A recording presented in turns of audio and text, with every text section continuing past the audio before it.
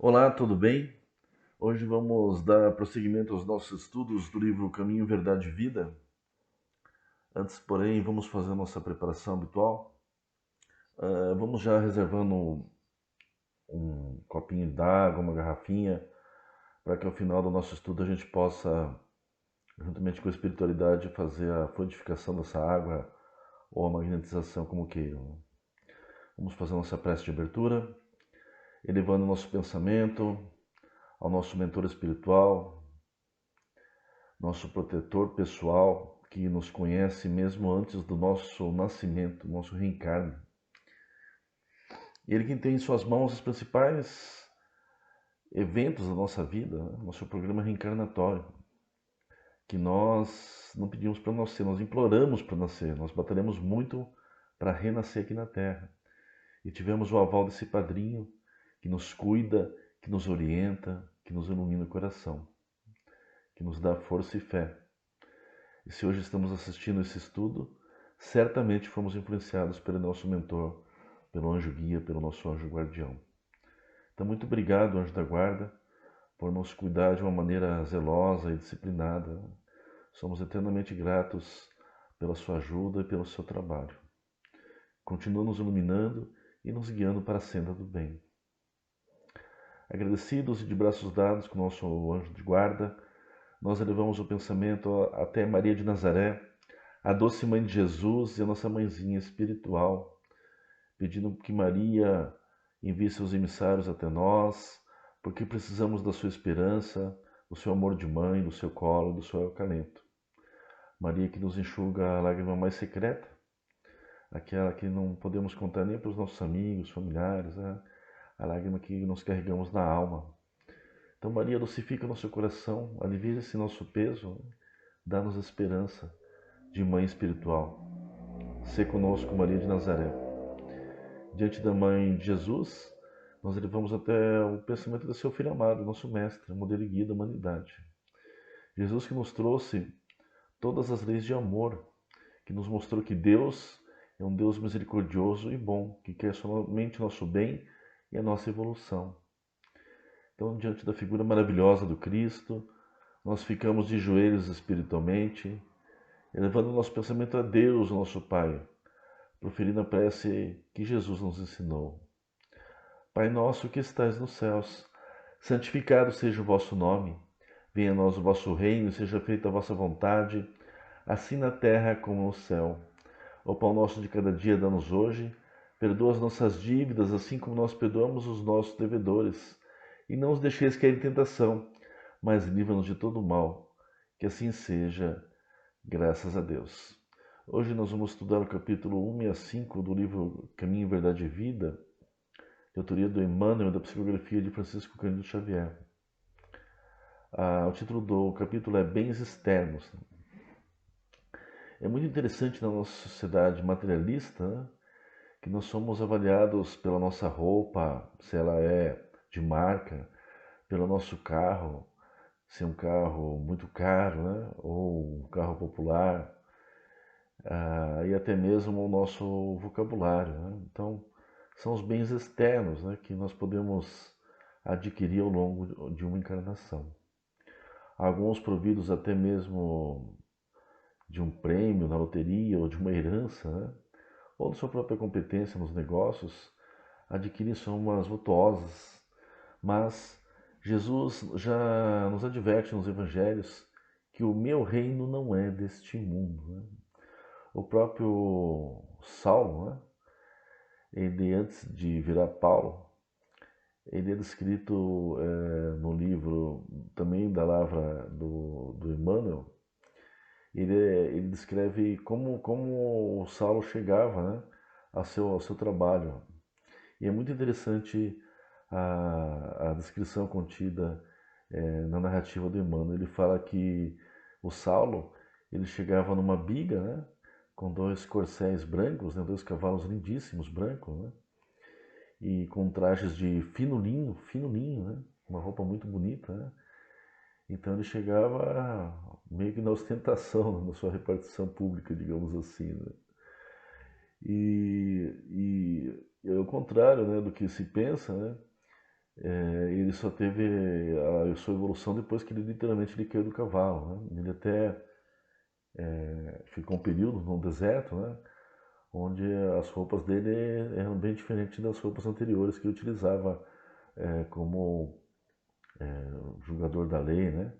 Como doutor da lei lá, quando ele se proclamou como Jesus chamou ele de Paulo de Tarso, né? As condições físicas, né? Os bens externos eram outros, né? Ele amelhou na verdade os bens internos, né? E assim o Evangelho dá vários exemplos, né? Temos aquela história famosa do menino não, do jovem rico, né? Que se encontra com Jesus e pergunta o que é necessário para entrar no reino dos céus, né? E Jesus fala, segue Moisés e seus mandamentos. E ele fala, isso eu já faço há muito tempo, desde criança, né? E aí Jesus, percebendo o apego que ele havia pelos bens materiais, ele falou, então vende todos os seus bens e distribua aos pobres, né? E aí o rapaz que muito tinha, né? Ele não conseguiu, né? Seguir essa orientação de Jesus, né? Esse apego aos bens materiais, né? Ele simplesmente ele se calou e foi embora, né? Não que a gente tenha que vender todos os nossos bens materiais, né, em benefício dos pobres, né? Não é essa a questão. Nós necessitamos sim dos bens materiais para a nossa sobrevivência, nós estamos no plano físico, né? A questão é saber de quem é dono de quem, né? Muitas vezes as pessoas se endividam para conseguir um bem material, né? Um carro, um automóvel, uma casa, né? E ficam escravos dessa dívida por anos, né? Tirando inclusive o sossego, o sono, a paz interna, né? Porque não sabe se vai conseguir honrar aquele compromisso firmado, não sabe se vai conseguir pagar o boleto, né? E no caso do carro, o banco tira, né? O carro e até o imóvel também, né? O banco ele tira, né? São constantes esses leilões aí, tanto de carros quanto de imóveis, aí, que as pessoas não conseguiram honrar os seus contratos, né? E diga de passagem, o nosso país ele tem a maior taxa de juros, né? Mas isso não é também o escopo do nosso estudo. É interessante que pouca gente sabe, mas Jesus também ele recomenda que para que a gente não deva nada a ninguém, né? É uma ótima receita de paz, né? Se a gente conseguir manter o equilíbrio das nossas contas financeiras, né? Não gastar mais do que a gente arrecada, né? Às vezes a gente tem um bom rendimento, mas os nossos gastos são superiores ao que a gente arrecada, né? Aí sempre ficaremos endividados, né? Então Jesus recomenda também que os bens que segundo a doutrina espírita são emprestados para nós, não somos donos nem do nosso corpo físico, né? Então são bens que são ah, o que achamos que é a nossa casa, o nosso carro, né? Na verdade são bens que são de usufruto para nós aqui, segundo a doutrina dos espíritos, né? E eles podem mudar de mão mais rápido do que a gente imagina, né? Inclusive, outro história muito interessante no Evangelho, né, que o grande fazendeiro lá se orgulha que ele teve que destruir vários silos, né, porque ele teve uma superprodução agrícola, né, então ele teve que demolir os silos antigos para guardar toda a sua produção. Então ele ficou feliz que a sua alma, né, ia se regozijar porque a colheita dele foi muito grande, né, e ele teria muito dinheiro vendendo aquela colheita, né, que seria armazenada nos seus novos silos, né. E aí vem a espiritualidade divertindo, né? Que és louco, né? Porque hoje mesmo não estareis mais aí no plano físico, né? Então o que adianta, né? Amealhar tantos bens, né? Se você não pode dar um bom destino, né? Um bom usufruto deles, né? E nós não somos avaliados pela espiritualidade, né? Pela nossa conta bancária, se está no azul, se está no vermelho, né? Nós somos avaliados pelos dons, né, que recebemos, o dom do amor, do perdão, da inteligência, né? O que nós fazemos com esses tesouros celestiais, né? O dom da palavra, será que nós usamos o nosso verbo, a nossa voz para acalmar as pessoas, para dar palavras de incentivo, né? A nossa audição, será que nós gostamos mais de ouvir fofoca, ouvir um lamento, um sofrimento de alguém que nos procura com uma dor no coração, né, que quer desabafar? Será que a gente deixa a pessoa desabafar por completo, né? Ou a gente fica interrompendo e dando conselhos, né? Ou minimizando, isso não é nada, né? Não se preocupe, né? Mas para aquela pessoa que nos procura, aquela dor, para nós, pode ser nada, mas para ela é um desafio muito grande, né? assim como nós também temos os nossos desafios pessoais, né? E precisamos sim de um ouvido amigo, é por isso que a congregação oferece aí o serviço do plantão, onde nós podemos literalmente esvaziar nosso coração das nossas dores, as pedras que carregamos, né? Com o plantonista, a gente pode desabafar lá no centro, né? E ele tem a prerrogativa de um sacerdote, né? Não pode contar para ninguém e nem dar ficando um conselho para nós, né? Então é muito bom, só o fato de nós contarmos nossos problemas para alguém, né? Nós ficamos aliviados, né? E às vezes até o ato de contar o problema é terapêutico, né? Quando nós contamos a pessoa que nos ouve, né? Quando nos ouve, ela não dá nenhum conselho, né? Principalmente na congregação. E às vezes a gente, só de falar o problema, a gente já acha a solução dele. É interessante esse processo da mente, né? E isso é sim um bom emprego, né? Dos nossos bens internos, né? Jesus, o mestre dos mestres, né? O governador planetário, ele fala que ele não possuía nenhuma pedra para recostar a cabeça, né? Em outras palavras, ele dizia que não tinha nenhum travesseiro, né, que era dele, né?